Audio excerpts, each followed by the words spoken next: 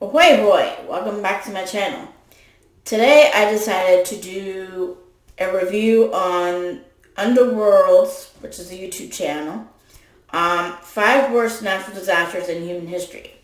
Now, I have done a reaction review type video to 2 of his other videos before involving volcanoes. So today I thought I would do natural disasters. I thought he had something that with just tornadoes in it, but apparently not. But I think there is tornadoes mentioned in this video, hopefully. Because I do have a lot of knowledge on tornadoes and other stuff like that. But, yeah. I have already reviewed this video, or watched the video about 3 months ago when it first came out. It came out on December 10th, 2020, so a little bit late last year. So, if there's anything that comes up that I want to remark about that he does not cover, I'll cover it and talk about anything else, because, you know, this is one of my bread and butter. If I didn't suck in math, I'd probably have some sort of job in and not to mention, if I wasn't living in Sweden, I would have a job with the NOAA, USGS, National Weather Service, or just be a storm chaser or something like that. So, yeah. I studied disasters for the fun of it, and I've been studying natural disasters in particular since I was about 14. So, yeah. So, let's move on to the video. It is 10 minutes and 11 seconds long, and I'm going to have a drinky while I watch this. I'm drinking this thing right here. It is Fun Laughed limited edition pink lemonade saft.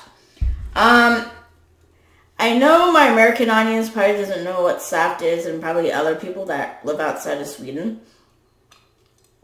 I'm not sure if it's sold in the other Scandinavian countries, but just in case it's not, it's the closest thing I can compare it to in the U.S. is Kool-Aid, but the difference is this is liquid, obviously, and all you gotta do is just pour a little bit in a glass and then add water.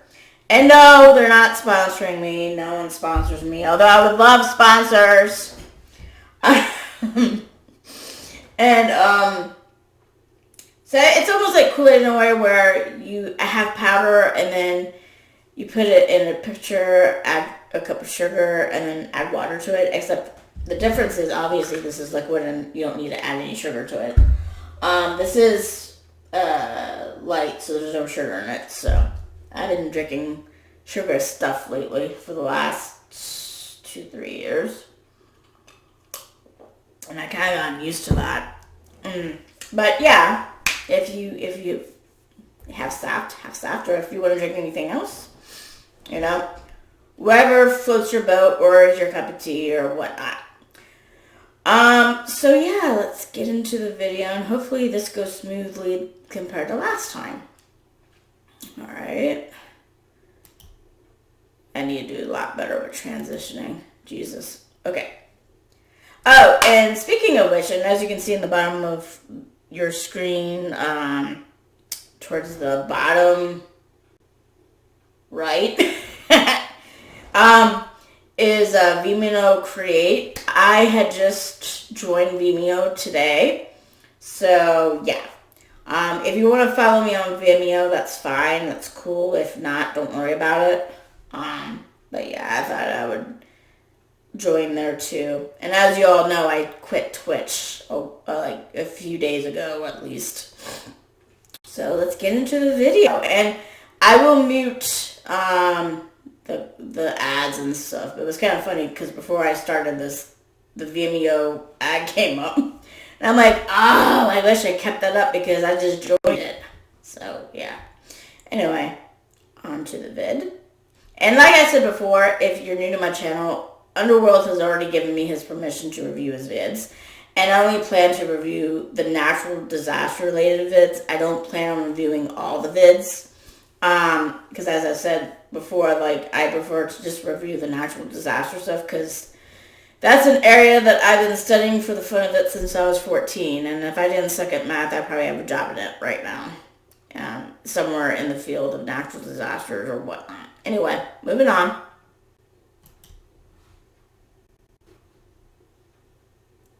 Where is the fire? been a number of terrible natural disasters to have occurred in recent memory. The Tohoku earthquake and tsunami in 2011 is one that...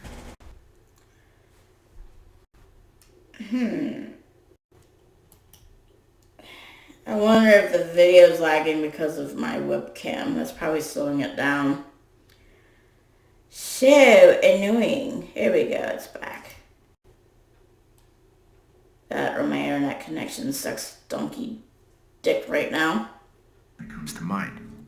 The total economic cost reached over $300 billion, with thousands of people losing their lives. However, in the grand scheme of recorded human history... Oh, come on. Does anyone who review videos have this same problem, or is it just me? Come on. You. I actually had a similar problem when I did Twitch, because it just seemed like things were lagging when I was using, a Twitch stream when I was doing crazy cooking on Facebook. So I don't know, maybe it's my webcam and stuff. So if you have any advice about how I can, not make it lag, let me know. Anyway, come on. Wakey, wakey. This event does not even crack the top 10 of worst natural disasters ever. The oldest natural disaster on this list dates back to 1556, and there are natural disasters spanning all throughout the last several centuries. These natural disasters were cataclysmic, fundamentally altering the areas they impacted for years to come. From earthquakes to floods, here are the 5 worst natural disasters in recorded history. And you may be surprised to hear that the 2 top spots happened in the exact same area. I already know which area that is. On November 25th, 1839, a destructive tropical cyclone hit the city of Karinga, a port town in India. While there are no official measurements of the storm, it's estimated the surge of the storm was 40 feet. It came through the harbor city quickly, destroying 20,000 vessels in its wake, and leading to 300,000 individuals losing their lives. This actually wasn't the first time the city had been hit by a cyclone. A similar tropical storm occurred 50 years earlier. Cyclone didn't do that. After the 1789 cyclone, the residents were able to rebuild. However, the 1839 cyclone was so much more severe that the city of Karinga remains an incredibly small port town even to this day. The cyclone was so severe that it prompted the president of the Marine Courts of Inquiry at Kolkata, Henry Piddington, to present a study on similar storms to the Asiatic Society of Bengal in 1840. In fact, it was at this meeting that he coined the word cyclone, and ever since, that's been the go-to word to describe such natural disasters. After the fact, British officials would name Karinga as Hope Island as a whimsical way to try to protect the area from future natural disasters. Perhaps it's worked. Since 1839, there hasn't been another cyclone to that scale to visit the port again. I'm going to quickly remark about something, especially since this thing is lagging, and there's a commercial apparently about to come up. And even the commercial is lagging. And I'm just going to talk through it because I already muted it and stuff. A storm surge of 40 feet. That's almost as high as when Krakatoa erupted in 1889. When the pyroclastic cloud happened, and the eruption happened and stuff, and it hit the water, it did produce a 40-foot tall wave. And it was big enough where it actually smashed the lighthouse that was near the eruption. So when I heard this storm surge being as tall as 40 feet, I mentally thought about that tsunami that was created by Krakatoa. So it's a little off topic, but if you want an idea of how big this was, and if you have trouble visualizing how big 40 feet is, basically the same height that was able to overcome a lighthouse in Indonesia when I think it was Jakarta, maybe. I don't know. I can't remember exactly where the lighthouse was, but like I know it was close to Krakatoa. So yeah, the 40-foot wave produced by the storm surge was enough to overcome a basically four-story lighthouse, if you want a reference, or I think four-story is 40 feet. Anyway, enough to topple a lighthouse at least. Moving on. Oh, I gotta unmute it. Unmute it.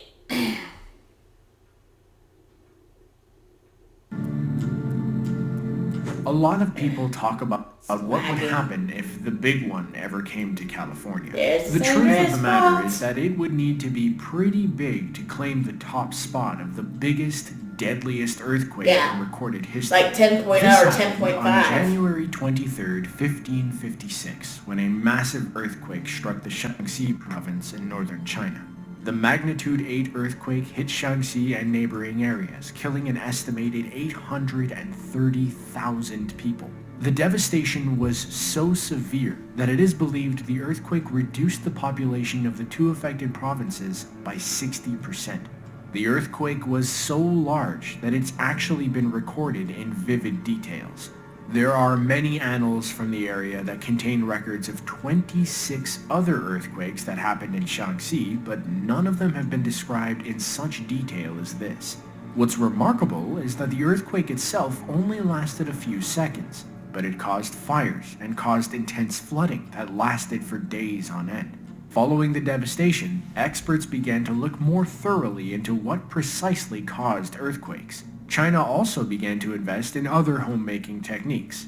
Previously, buildings were made out of stone, which was very easy to destroy in an earthquake. After the 1556 quake, more buildings, particularly in Shaanxi, were made out of wood, bamboo, and other soft materials that would hold up better in a quake, paving the way for safer construction in earthquake-prone areas around the rest of the world. Having occurred so recently, the Bola cyclone of 1970 is the most well-documented natural disaster on this list. The cyclone first formed on November 3, 1970. After initially developing, it began traveling north, growing in intensity as it moved. It reached its peak on November 11th, when winds reached a speed of 115 miles per hour. This is also when it made landfall off the coast of East Pakistan, now known as Bangladesh. The surge of storm activity also impacted nearby islands, wiping out entire villages and destroying all of the crops in the region. The most impacted areas of the cyclone were Tazumuddin and Upazila. In total, it's estimated that anywhere between 500,000 and 1 million people lost their lives in the storm.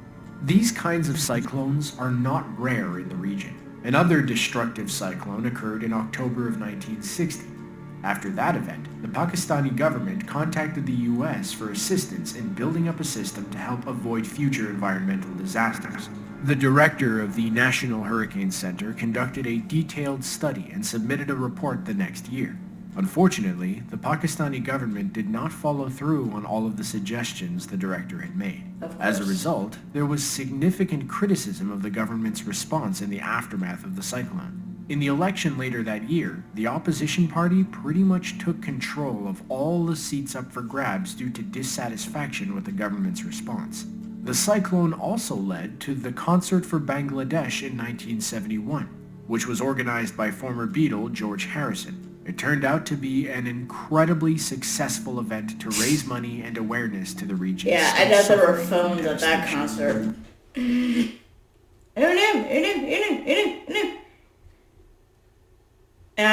Quick pause while they're doing a commercial here. I don't know, stop it!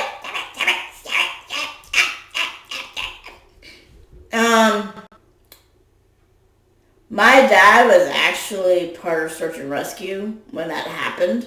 My dad is a Vietnam veteran, and they actually took him away from the war to do search and rescue, and what was then East Pakistan, which became Bangladesh. And I can't imagine the devastation that he saw. And if you're wondering why my dad was taken away from the war to do that, is because my dad was in special forces, and one of his specialties was doing search and rescue. Because my dad had done Civil War Air Patrol since he was 14, so he was doing like search and rescue kind of things for like 4 years. By the time he got drafted to Vietnam, well, not drafted, he enlisted in Vietnam and was sent to Vietnam. So he was in war for probably a year or so, or a few months, when they called him away to do search and rescue. So yeah. But yeah. And also, if I remember correctly, this is the deadliest hurricane in human history.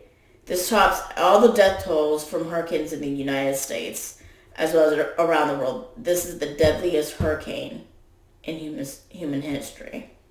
So yeah.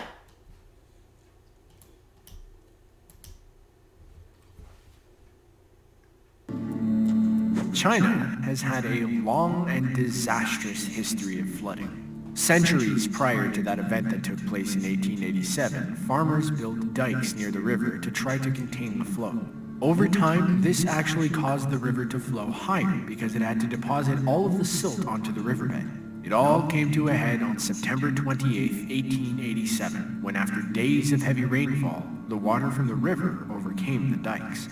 Specifically, water broke through the dikes at Huayuan-Ku. This was a problem because there were many low-lying plains in this vicinity. This caused the flooding to spread incredibly fast throughout the northern part of China. It's estimated that it covered 50,000 square miles. The flood made its way through various commercial centers and various agricultural settlements. Multiple estimates report that anywhere between 900,000 and 2 million people lost their lives, with millions more becoming homeless in the process. Damn. What was even worse is that illness and the lack of basic necessities ended up claiming as many lives as what was lost as a direct result of the flood. And it still wasn't the worst disaster that even occurred in that region. There was a worse one. Yep. In the same place. From between 1928 and 1930, China experienced a terrible drought. In particular, the winter of 1930 was not kind to the region, creating huge deposits of snow and ice around the mountains. Early in 1931, the snow and ice melted and began to flow downstream.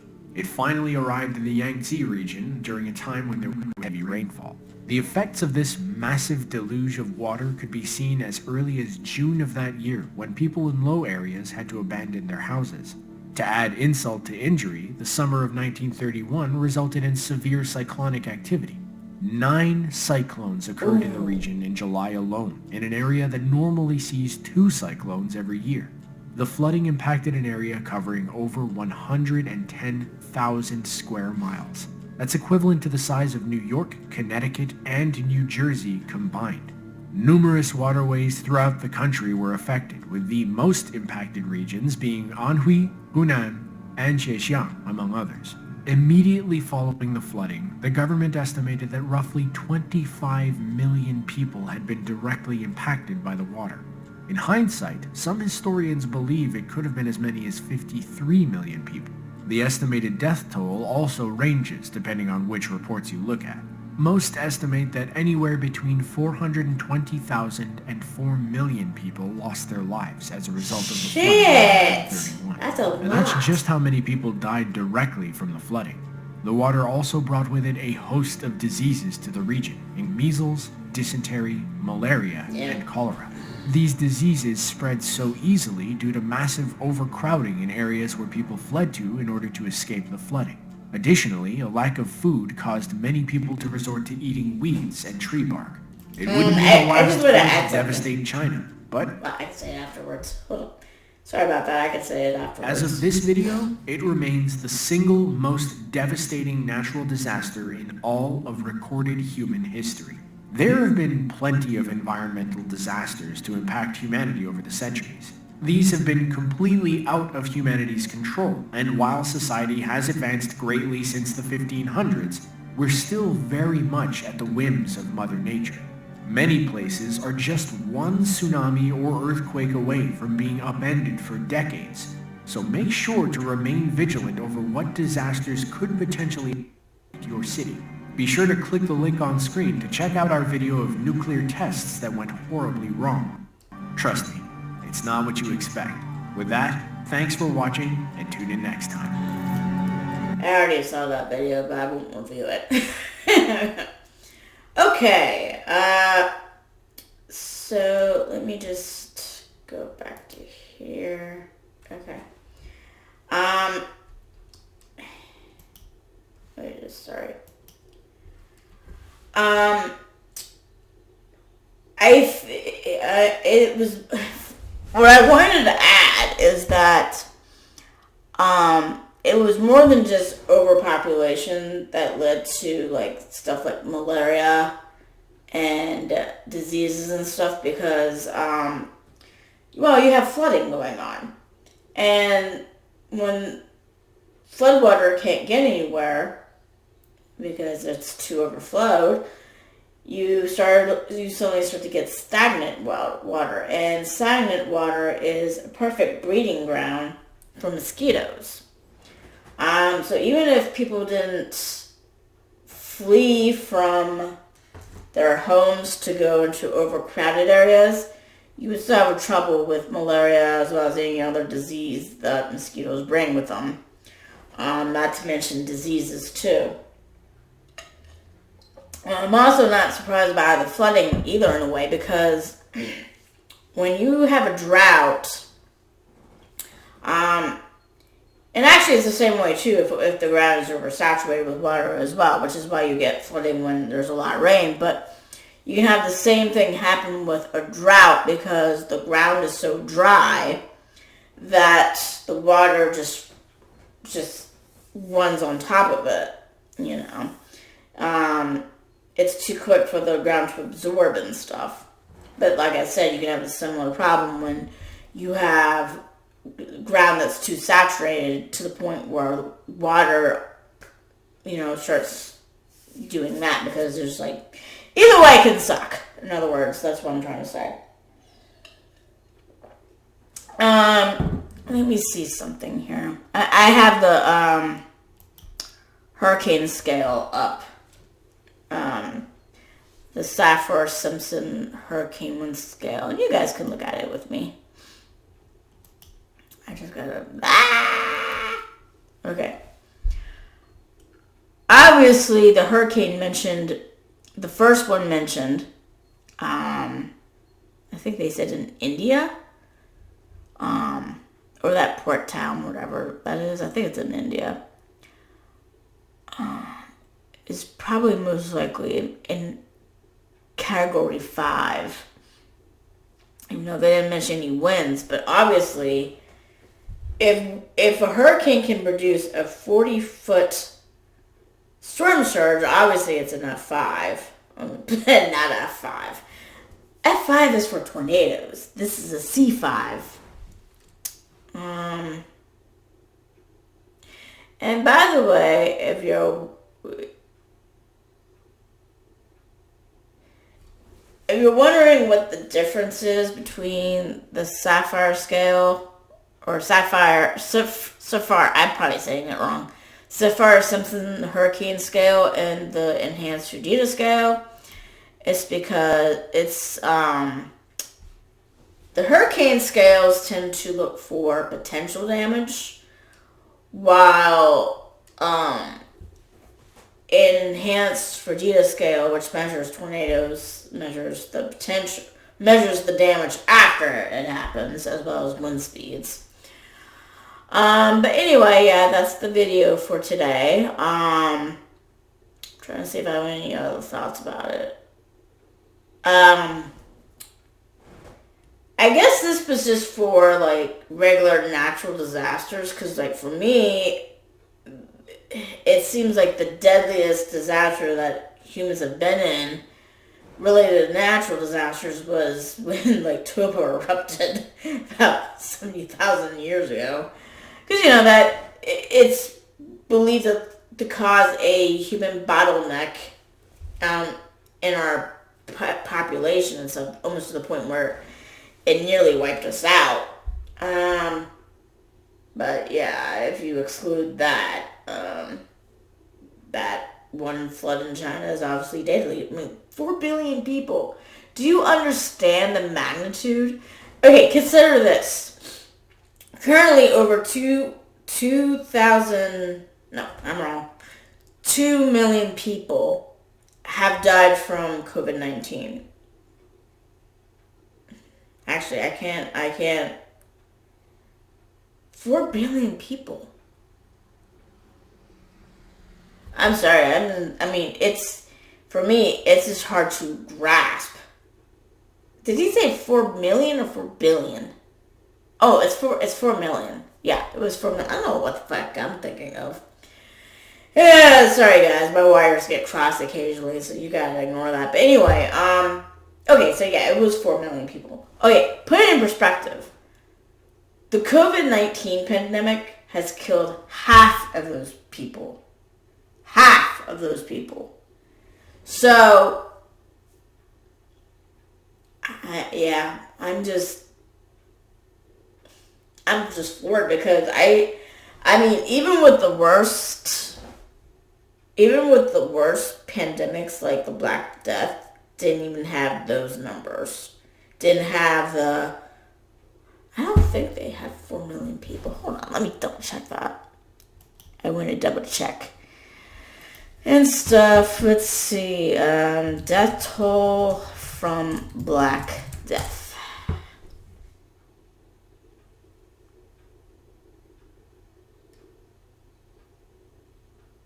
Okay, I'm wrong. I'm very wrong. Okay. So, okay, yeah.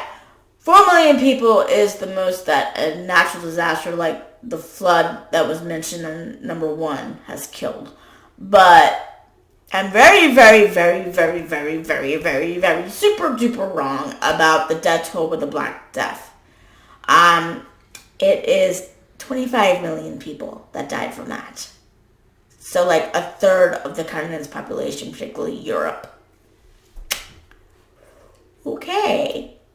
Well, it's good that I double checked that. Otherwise, I would have looked like a complete dumbass. So yeah.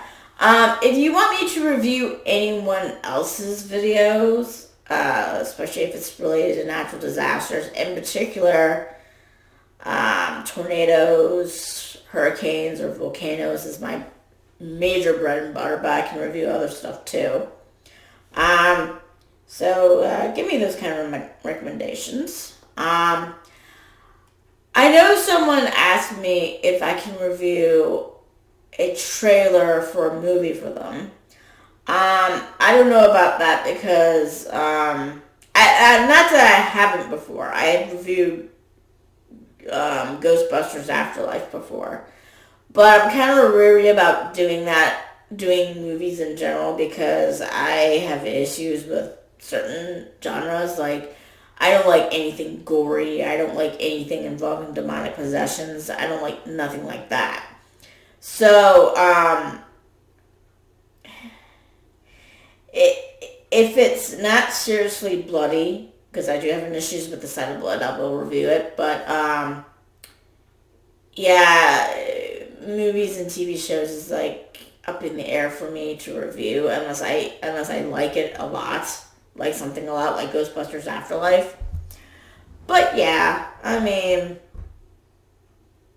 just for now, I prefer to review natural disaster stuff, like documentaries and top fives or anything like that. So yeah, that's all I could say about that right now. So if you like this video, hit like. If you subscribe to my YouTube channel, I'll be delighted. If you join me on Vimeo, that'd be also cool. And of course, I have TikTok that you guys can look at. And I do have a fan page for myself, as well as my book on Facebook. I have it listed on the cover pick towards the right side. I'm also on Goodreads, so if you want to get in contact with me on Goodreads and Facebook, go ahead. Or you just leave me a comment unless YouTube decides to remove my comment because it doesn't see my video as not being kid-friendly, or sees my video as being kid-friendly, even though I know it's not, since I swear like a sailor sometimes. So, yeah. So, I'll see you guys later. Toodles!